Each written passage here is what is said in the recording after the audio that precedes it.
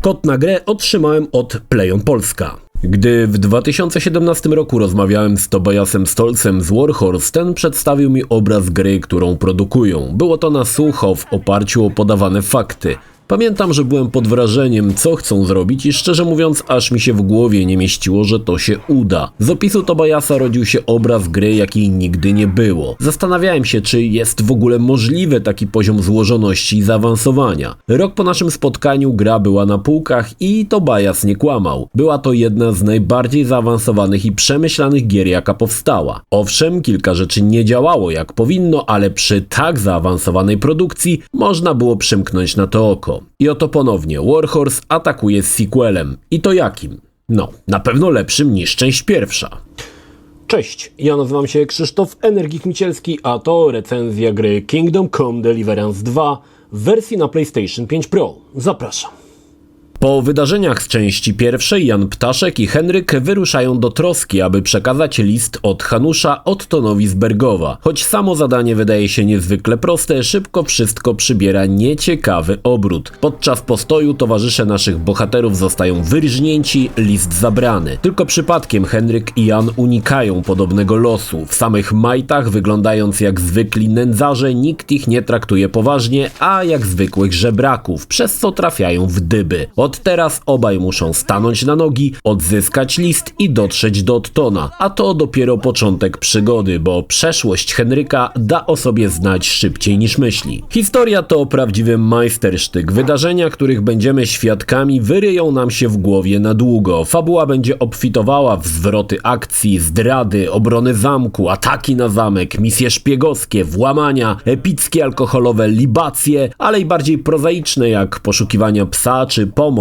różnym wieśniakom w ich codziennych problemach. Niezależnie czy to misja fabularna, czy poboczna, zawsze jej towarzyszy solidna historia. W zasadzie nigdy nie będziecie wykonywać tego samego. Owszem, są aktywności, które się powtarzają, ale to nie jest proste odfajkowanie znaczników. Za każdą, nawet powtarzającą się czynnością stoi coś więcej. Czasami kolejna mini-fabuła. Każdy quest jest dość skomplikowany i złożony. Posłużę się tutaj przykładem. Kolejne zadania w questie są oznaczone kolejnymi literami A, B, C i tak dalej. Najdłuższe zadanie, z jakim się spotkałem, doszło do litery X. Nawet pierwsze, wydawałoby się banalne zadanie, odnalezienie psa orzecha, może być questem na kilka dobrych godzin, szczególnie na początku. Od razu trzeba przyznać, że Kingdom Come Deliverance 2 to sequel bezpieczny, nie wywrócono wszystkiego do góry nogami. Dano nam więcej tego, co było fajne, ulepszono to, co nie do końca działało i dorzucono kilka ciekawych nowości, jednak nie tak bardzo wpływających na samą rozgrywkę znaną z części pierwszej. Przed Henrykiem stoją dwie sporej wielkości mapy, każda z nich pełna wiosek, miejsc, gdzie możemy zapolować na zwierzynę, ale i ciekawych lokacji, które czekają na odkrycie. Czy na wpół zalanym wozie, gdzieś w rzece kryje się jakiś skarb? Czy w chacie wodnika, o której gadają kmiecie we wsi, kryje się coś ciekawego? Przygoda czeka nas w każdym kierunku, w którym pójdziemy,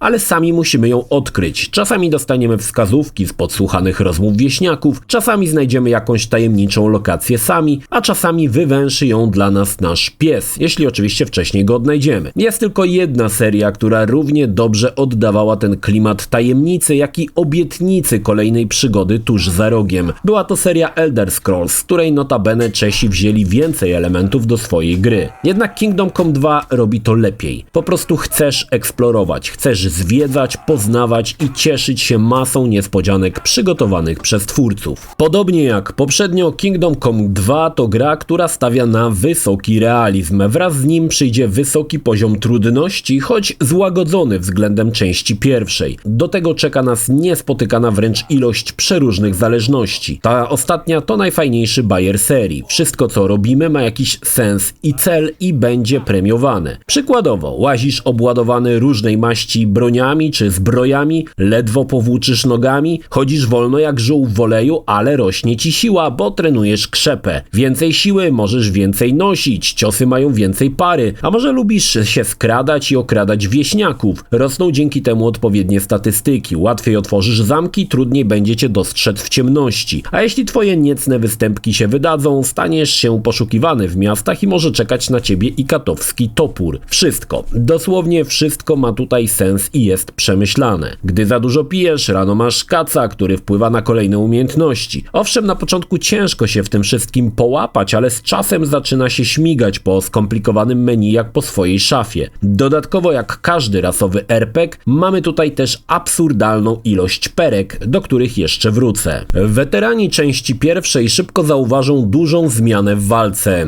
Tak, walka jest częsta i na początku dość trudna, ale twórcy i tak ją ułatwili. Zamiast 5 kierunków ataku i obrony mamy tylko 4. Łatwiej jest blokować, a kontrę wykonujemy ustawiając miecz na odwrót niż trzyma go atakujący nas przeciwnik i w odpowiednim momencie naciskamy klawisz ataku. Nie tylko ulepsza to sam system walki, ale i dodaje jej więcej dynamiki. Nie znaczy, że każdy będzie teraz wywijał mieczem jak Dante. Nadal walka potrafi dać w kość, szczególnie na początku, gdzie byle jakiś wsiok w zbroi zmiecie nas z planszy. Jednakże podnoszenie perek walki mieczem, dorabianie się coraz lepszej zbroi pozwoli nam tą walkę mocno ułatwić. Na tyle, że nawet w obliczu stania naprzeciw 5-6 przeciwników jesteśmy w stanie z takiego nierównego pojedynku wyjść zwycięsko. Dodatkowym elementem wspierającym nas w walce i nie tylko jest pies Orzech. Można mu wydawać proste polecenia. Jeśli dojdzie do walki, potrafi złapać zębami i unieruchomić przeciwnika na kilka chwil. Orzech też potrafi wywąchać ciekawe miejsca na mapie. Ogólnie przydatny to zwierz i dobrze go mieć pod ręką, szczególnie na początku, gdzie jego ingerencja w walkę może przeważyć szansę na naszą korzyść. Oczywiście trzeba go karmić, czasami głaskać, ale przez przypadek może też oberwać mieczem. Jak tak się stanie, to ucieka i przez jakiś czas nie możemy z niego korzystać. Walka to też różnej maści łuki i kusze. Raczej w przygodnym pojedynku są bezużyteczne, bo ładowanie na przykład kuszy trwa wieki. Z czasem dojdą też przeraźliwie niecelne, ale przepotężne samopały. Podobnie jak walkę mieczem, tak i te elementy trochę ułatwiono. Znaczy miałem wrażenie, że strzały bardziej lądują w to miejsce, gdzie bym chciał, a nie gdzieś zupełnie indziej. Pierwsza część strasznie mnie tym aspektem irytowała. Tutaj trzeba trochę poćwiczyć, ale to zapunktuje i będzie z kuszy lub łuku całkiem niezły pożytek. Dodatkowo wydaje mi się też, że ułatwiono mechanikę otwierania zamków. Jest ona identyczna jak w jedynce, ale otwieranie idzie zdecydowanie łatwiej. Kingdom Come 2 to też gra, która nie premiuje żadnego sposobu rozgrywki. Możesz być kim chcesz i możesz podchodzić do rozwiązywania zadań wedle własnego uznania. Chcesz wkradać się do domu i obrabiać wsioków z hajsu? Proszę bardzo. A może chcesz być prawym rycerzem, choć ta droga jest o wiele trudniejsza i dłuższa niż droga złodzieja, ale także możesz. Decyzje, które podejmowałem, były spójne z moją wizją i Henryk był dokładnie takim bohaterem, jakim chciałem, aby był. Tutaj to naprawdę działa. Zatrzymajmy się przy perkach, bo twórcy ponownie pokazali tutaj pazury. Samych perek mamy 275. Jednakże nie mamy pełnej swobody w kwestii dopakowywania postaci. To znaczy nie możesz, walcząc ciągle mieczem, dopakować sobie złodziejstwo. To by było za proste. Umiejętności z danej dziedziny rosną, jeśli wykorzystujesz umiejętności należące do danej dziedziny. Dużo jeździsz na koniu, będziesz zbierał punkty doświadczenia do jazdy konnej i tam odblokujesz perki. To bardzo sprytny zamysł, bo pozwala ci dopakować postać w tym, co najczęściej robisz. Każda z umiejętności może być wymaksowana do 30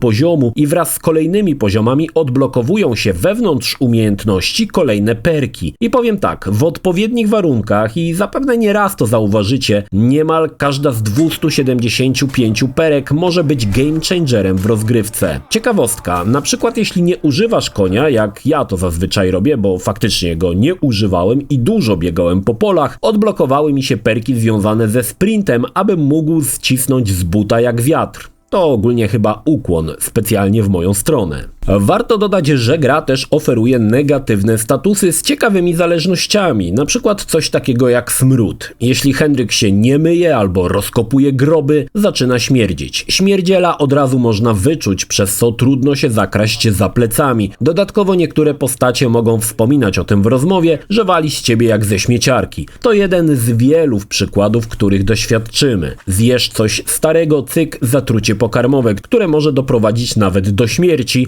No chyba, że masz odpowiedni eliksir leczący. Eliksiry to kolejna ciekawa sprawa. Podobnie jak poprzednio, każdy z nich musimy sobie sami uważyć. Owszem, znajdziemy je też podczas rozgrywki, ale samodzielne upitolenie oferuje lepsze właściwości. Więc tutaj dochodzi zbieranie ziół, suszenie ich, aby dłużej wytrzymały i samodzielne pichcenie w oparciu o przepis eliksirów. No i tutaj dodam, że Warhorse nie usunął najbardziej idiotycznej rzeczy, mianowicie aby zapisać grę, trzeba mieć odpowiedni eliksir. Gra co prawda ma autozapisy w checkpointach, ale są one bardzo rzadkie, więc jak coś, to działa tutaj małe oszustwo i zarazem jest to dla was protip. Wystarczy wyjść do menu, gra się wtedy automatycznie zapisze w danym miejscu i zaraz do niej powrócić. I cyk, mamy quick save za całkowitą darmochę bez eliksirów. Podczas rozgrywki przyjdzie nam zbierać całą masę lootu, niemal każdego przeciwnika można rozebrać do majtasów, zabierając mu dosłownie wszystko. Niestety jesteśmy tutaj ograniczeni wagą przedmiotów. Co z tego, że możesz zabrać 5 pełnych zbroi po 5 rycerzach, jak prawdopodobnie nie doniesiesz tego do handlarza. Aby nie było za łatwo, podczas przeciążenia Henryka nie działa szybka podróż, ani nie pojedziesz konno. Nie chcecie wiedzieć, ile razy pokonywałem przeraźliwe odległości, człapiąc przeciążonym Henrykiem do sklepu, aby sprzedać łupy. Warto pamiętać, aby nie sprzedawać handlarzom ukradzionych im towarów, jak i w mieście nie paradować w kradzionym ubiorze. Ważnym elementem jest jedzenie. To możemy ukraść, upolować lub zdobyć na przeciwnika. Henryk musi jeść. Jeśli tego nie robi, spada wytrzymałość i siła i momentalnie tracimy możliwość targania większej ilości łupów. Jedzenie też się psuje. Możemy zwiększyć jego trwałość wędząc mięso, ale nawet i to w końcu będzie do wyrzucenia. Ważny też jest sen. Spać możemy tylko w wydzielonych obozach, więc nie można kimnąć się w lesie na pieńku, co też jest dość dziwne. Henryk musi mieć posłanie. Byle jakie, ale posłanie. Brak snu oczywiście również wpływa na statystyki naszego bohatera. Z powyższych słów widać, że o te elementy, jak i o wiele innych trzeba dbać, aby Henryk mógł normalnie funkcjonować. Choć brzmi to skomplikowanie, to jest to na tyle dobrze zrobione, że te mechaniki po prostu bawią i cieszą. Jeśli chodzi o napotykane minigierki, to mamy oczywiście tworzenie na przykład własnych mieczy. Samodzielnie wytapiamy żelazo i kujemy je póki gorące. Możemy stworzyć miecz, topór czy cokolwiek, do czego mamy akurat schemat. Ponownie, sama minigierka jest świetna i widać, jak na naszych oczach powstaje oręż. Bardzo mi się to podobało poprzednio i teraz wcale nie jest gorzej. Super sprawa. Oprócz tego mamy już wcześniej wspomniane ważenie eliksirów. Nie zabrakło też gry w kości, zawodów łuczniczych czy walk pięściarskich. Zadań może nie ma za dużo, dzięki temu nie nużą i nie rażą powtarzalnością. Jest ich dokładnie tyle,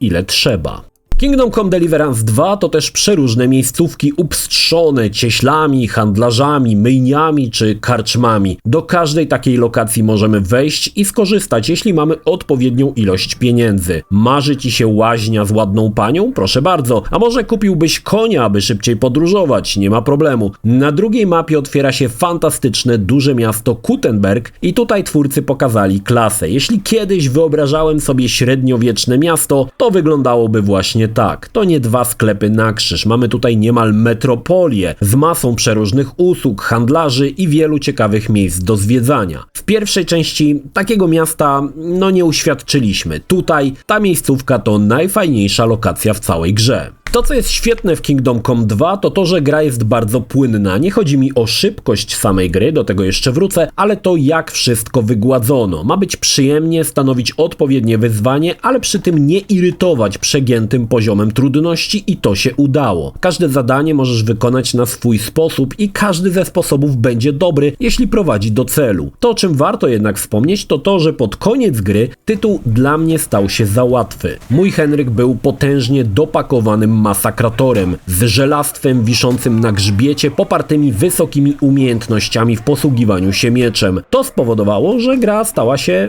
zbyt prosta. Przeciwnicy padali od 2 ciosów mieczem, bossowie nie mieli najmniejszych szans, mistrzowie w walce na pięści padali bez przytomności pod razami mojego Henryczka, który stał się Uber Henrykiem. Oczywiście nie stało się to samo. Odpowiednio na to zapracowałem, wykonując mnóstwo zadań pobocznych, zadań kontekstowych i uczestnicząc uczestnicząc w wielu pojedynkach, ale tak ma być. Praca włożona w rozwój postaci procentuje i tutaj bardzo dokładnie to widać. Dużo powstało ostatnimi czasy plotek na temat domniemanych elementów w grze, które są dla wielu kontrowersyjne, więc po kolei wątek gejowski może być zainicjowany przez gracza, ale nie musi. Jest to całkowicie opcjonalne. Co do czarnoskórej postaci, tak, jest ona obecna, pojawia się dość późno w fabule. Nie jest ona może znacząca z punktu samej historii, ale w jeszcze kilku dalszych wydarzeniach przewinie się kilka razy. Warto też dodać, i to jest bardzo pozytywny aspekt, że mamy też w grze akcent polski.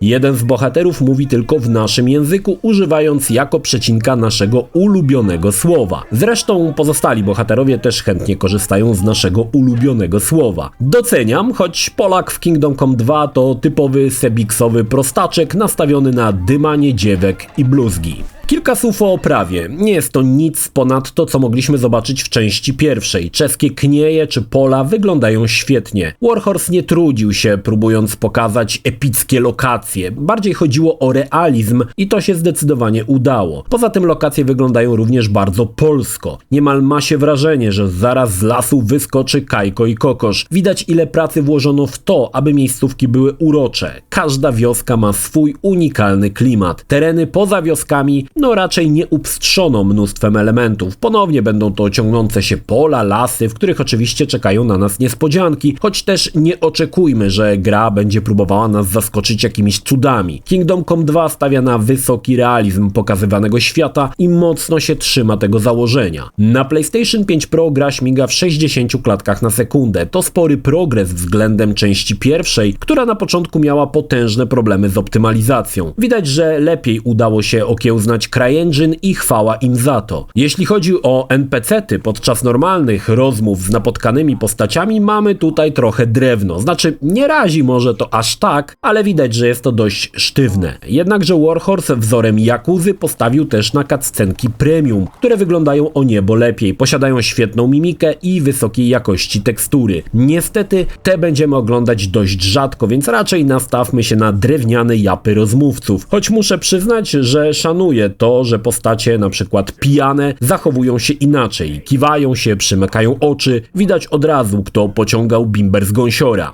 Fajna sprawa. Jeśli chodzi o dźwięk, nie mogę tutaj nic zarzucić. Powrócili chyba wszyscy aktorzy głosowi z części pierwszej. Gra posiada pełne spolszczenie kinowe i też jest ono wysokiej jakości. Przetłumaczono wszystkie dialogi, nawet te, które możemy usłyszeć gdzieś w tle. Podobało mi się też to, że postacie często mówią w swoim języku. Włosi po włosku, duchowni po łacinie, a Polacy po polsku. Oczywiście nadal mamy to przetłumaczone tekstem, ale same dialekty pozostają w swojej oryginalnej formie. W grze napotkałem kilka mniejszych błędów. Nie były to jakieś super rażące elementy, ale o jednym warto wspomnieć, bo dotyczył głównego wątku. Otóż postać zablokowała się na drzewie i nie można było z nią pogadać, aby popchnąć historię do przodu. Pomimo przewijania czasu postać uparcie tam tkwiła. Całe szczęście zadanie można było rozwiązać na dwa sposoby i wykonałem je drugim, a potem wróciłem i zerknąłem, że postać w końcu się odblokowała. Od czasu do czasu zdarzały się jakieś głupotki typu koń wchodził zadem